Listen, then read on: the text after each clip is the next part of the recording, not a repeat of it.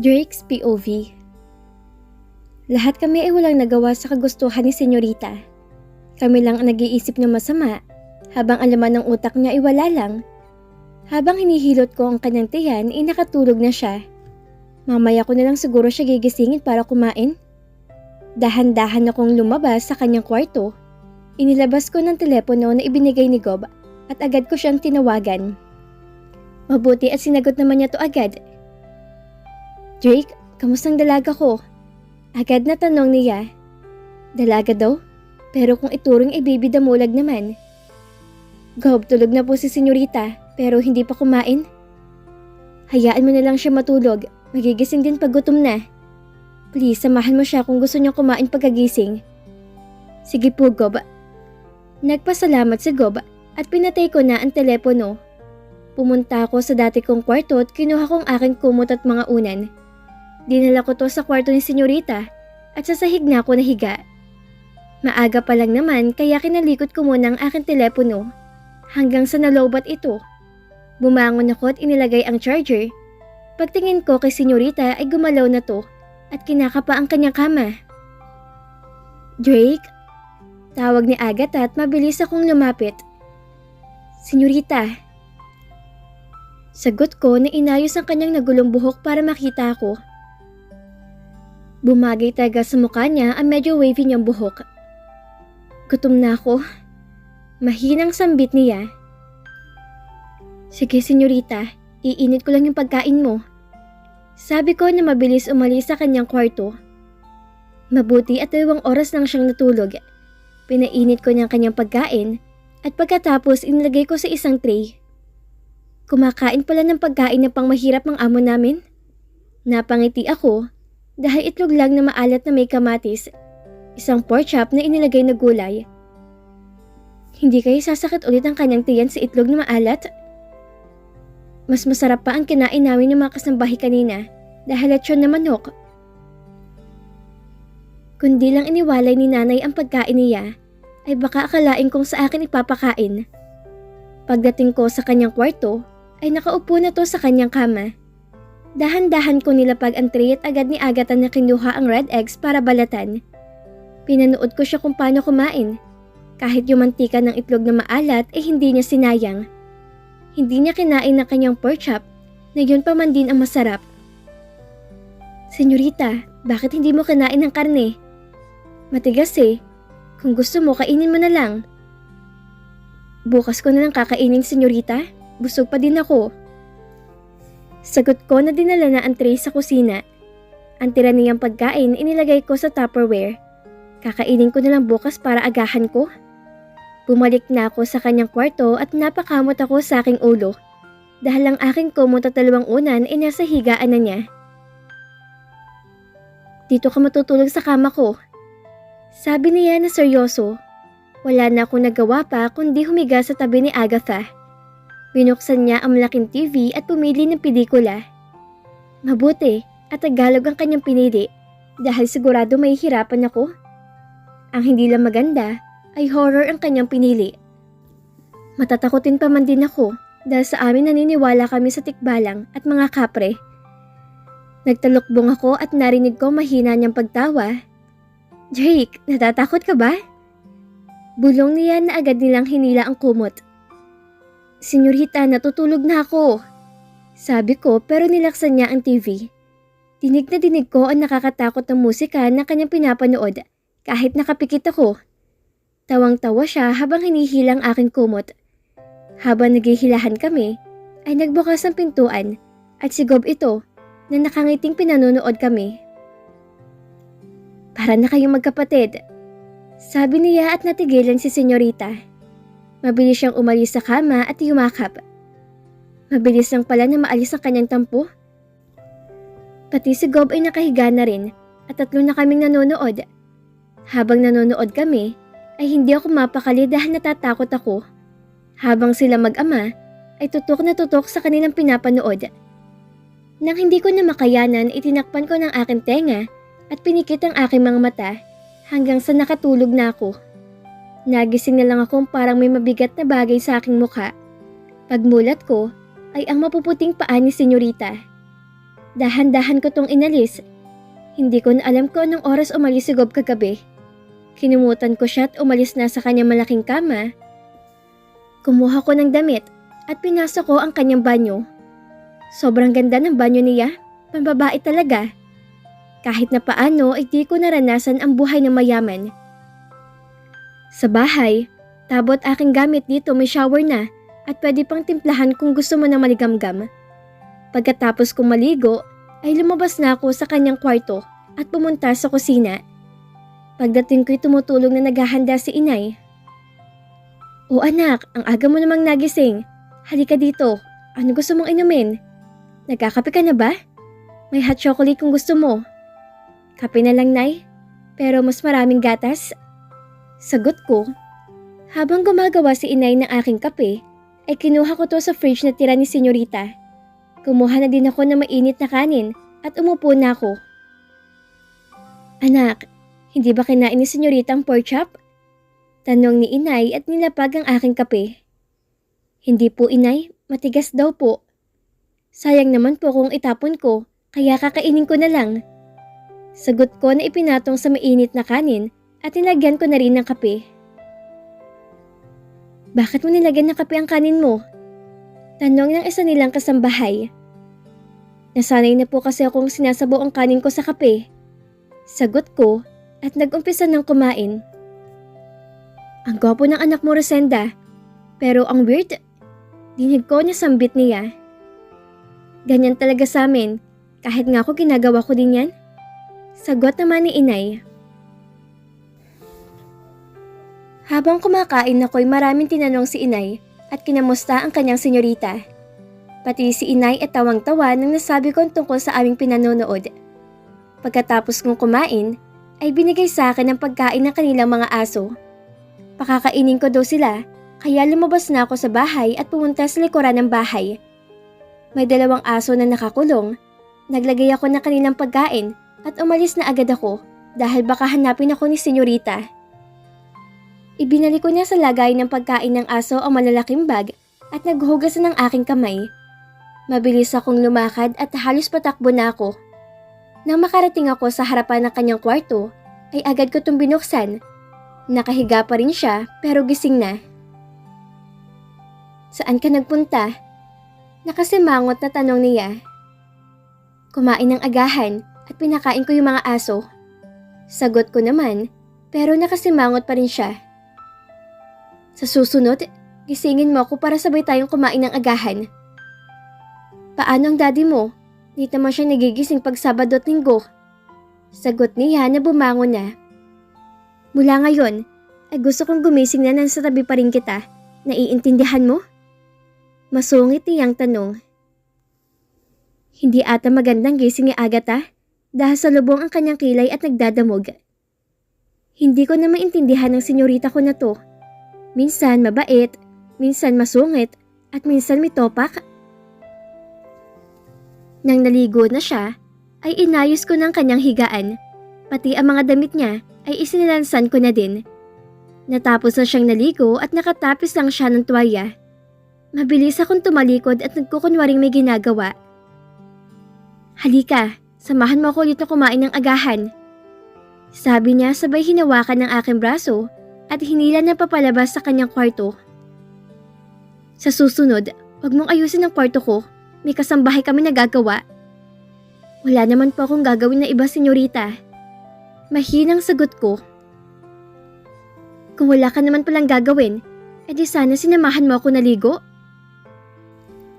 "Sige po, hindi ko nang pakikialaman ang kwarto nyo." Agad na sagot ko dahil hindi ko kakayanin na samahan siya maligo. Pagdating namin sa kusina ay kumain ako ulit. Mabuti at tinapay lang ang kinain niya dahil hindi nakakayanin pa ng aking tiyan. Pagkatapos namin kumain, ay pumunta na kami sa palengke kasama sina inay at iba pang kasambahay. May listahan na sila para sa mga bibilhin namin. Sumakay kami sa kanilang kotse at pagdating namin sa bayan, ay halos nakatingin lahat kay senyorita. Bata, binata o matanda, ay makikita sa kanilang mga mata ang paghanga dito. Kaya lang hindi pala bati tulad ng kanyang ama. "Senyorita, kahit hindi kayo ngumiti, Kawayan lang niyo sila. Mahinang bulong ko habang nakahawak siya sa aking braso. Ayoko nga.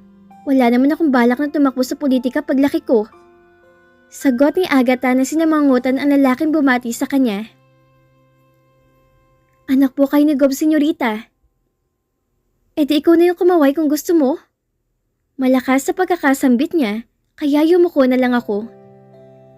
Sa isang malaking store kami pumasok at agad kaming sinalubong na may-ari ata. Magkakilala naman sila dahil tita ang kanyang tawag. Tita, sa Enzo po? Dumating na siya kahapon pa. Ayun, nakakulong lang sa kwarto niya. Sagot ng sumalubong sa akin. Sige tita, magkikita na lang kami sa pasukan. Sagot ni Agatha at ibinigay ni inay ang listahan ng aming bibilhin. Ako naman ay pumili ng sarili kong gamit. Habang namimili ako, ay hindi mawala sa isip ko kung sino yung Enzo na yon at bakit parang malapit ang loob niya dito.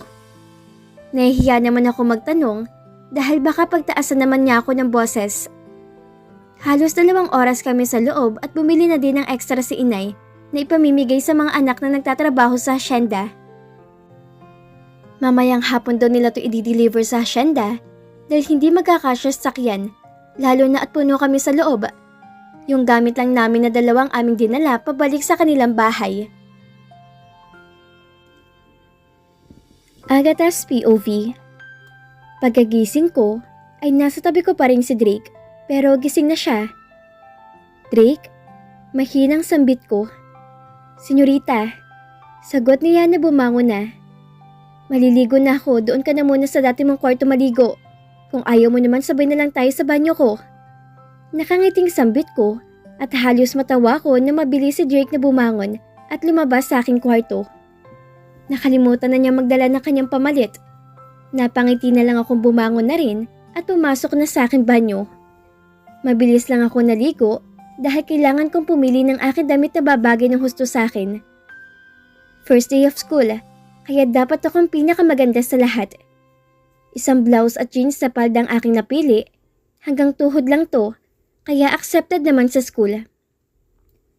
Isang private na Catholic school ako mag-aaral, kaya strikto sila sa pananamit. Hindi ko na ipinusod ang aking buhok, dahil kahit kulot ito, ay bagay naman daw sa akin. Habang nagsusuklay ako'y napatingin ako sa pintuan na nagbukas. Si Drake na bagong paligo at suot ng kanyang damit na pantulog. Nakalimutan ko magdala ng pamalit ko, senyorita. Mahinang sabi ni Drake na kumuha na siya ng kanyang pamalit.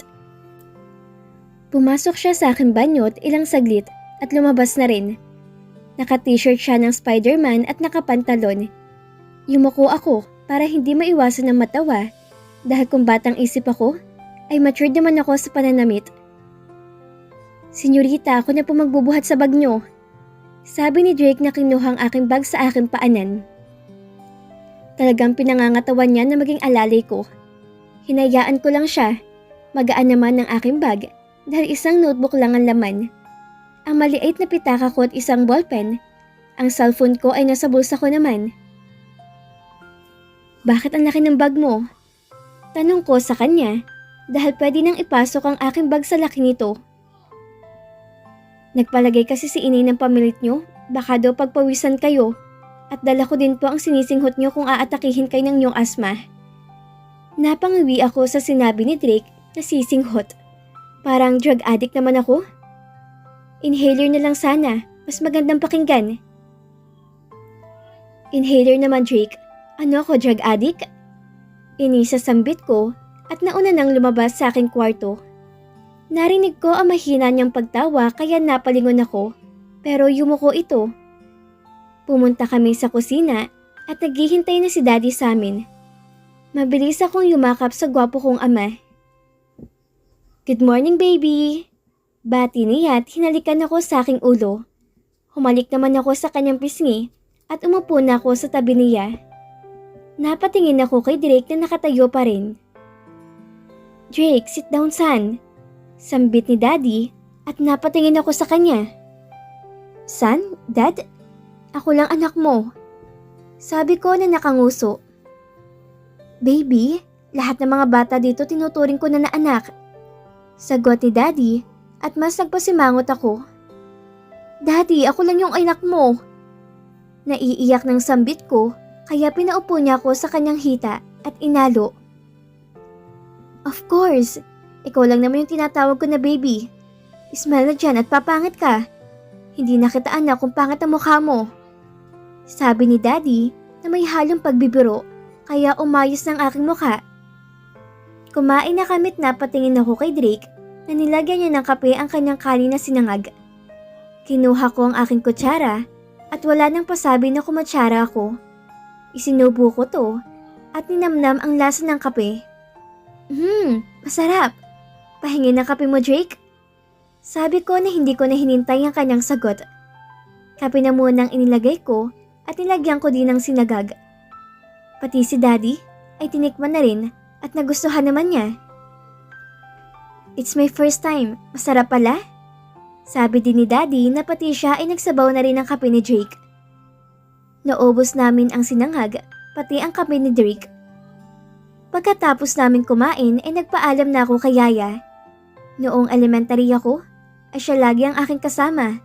Ngayon ay ang kanyang anak. Sumakay na kami sa sakyan ni Daddy at siya na mismo ang nagmaneho. Ready? Tanong pa ni Daddy na nakangiting tumingin sa akin. Nasa tabi niya ako habang si Drake at ang bodyguard niya ay nasa likuran. Ilang saglit ay tumunog ang aking telepono. May nagpadala sa akin ng mensahe at agad na binasa ko to. Enzo, babe, nasa gate na ako, waiting for you. Napangiti ako dahil sa Enzo pala. Malapit na kami. Sagot ko't ilang minuto lang ay huminto ng sakyan. Baby, see you in the afternoon. Ako nang susundo sa inyo ni Drake. Sabi niya pagkatapos akong yumakap at nagpaalam sa kanya. Naunan na akong lumabas at sumunod si Drake. Drake, sa tabi lang kita lagi ha. Baka mawala ka. Sabi ko habang naglalakad kami. Opo, senyorita. Sagot ni Drake at nakita ko na si Enzo na kumakaway sa akin. Babe, I miss you. Bulalas niya na niyakap ako na mahigpit. Sino yung katabi mo? Bulong pa nito. Oh, this is Drake, anak ni Yaya Rosenda. Sagot ko at nagpakilala si Enzo kay Drake. Parang nagulat pa si Drake nang niyakap siya ni Enzo.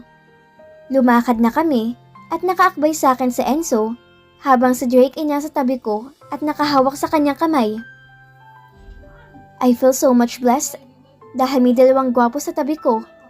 Tiyak na may inggit na naman ng Arivalo na yon. Sa elementarya ay siyang akin naging kalaban sa valedictorian. Ako ang nangunguna, kaya mas lalo siyang nainggit sa akin. Kahit pa noong Girl Scout kami, ay ako nananalo na Little Miss Girl Scout. Siya ang laging pangalawa sa akin, kaya laging umuusok ang ilongnan sa akin. She is my friend, but I feel her kaplastikan. I know she is talking bad things about me behind my back. Sa lahat ng kaibigan ko, kay Enzo lang ako nagtitiwala. Drake, sa harap tayo umupo. Pag-upo namin ay dumating na rin si Carmel, kasama mga kaibigan din namin. Agatha, I miss you. Kamusta ang bakasyon? Masayang tanong niya at napatayo ako dahil yayakapin niya ako. Okay lang. Maiksing sagot ko. Nagbatian kami magkakaibigan at nagkwentuhan. Sa bahay lang naman ako, habang ang mga kaibigan ko ay nagbabakasyon kung saan-saan. Pinagmalaki ni Charmel ay nagbakasyon sila sa Amerika. Ilang saglit ay kailangan na naming lumabas para sa flag ceremony at may konting program. Hawak ko pa rin ang kamay ni Drake at nasa tabi ko naman si Enzo. Sino siya? Tanong ni Charmel at napansin ko ang pangingislap na kanyang mga mata. Siya si Drake, yung member of the group. Sabat ni Enzo. Si Charmel Arevalo na ang nagpakilala kay Drake at naiinis ako dahil alam kong crush niya agad si Drake. Noon ay si Enzo ang gusto niya. Pero direct to the point si Enzo na sinipalpal siya na hindi siya nito type. Naglinya na kami at nag-umpisa ng lahat sa short prayers then pagkanta ng national anthem. Pagkatapos, ay nagpakilala ang lahat sa mga guro, madre at padre. Ang huli ay ang aming principal. Natapos ang short program ay bumalik na kami sa aming room. Isa-isa kami nagpakilala at nang si Drake na ang magpakilala, ay napansin ko na iba ang ngiti ng mga babae sa kanya, kaya napasimangot ako. Baduy man ang damit niya, pero gwapo talaga si Drake.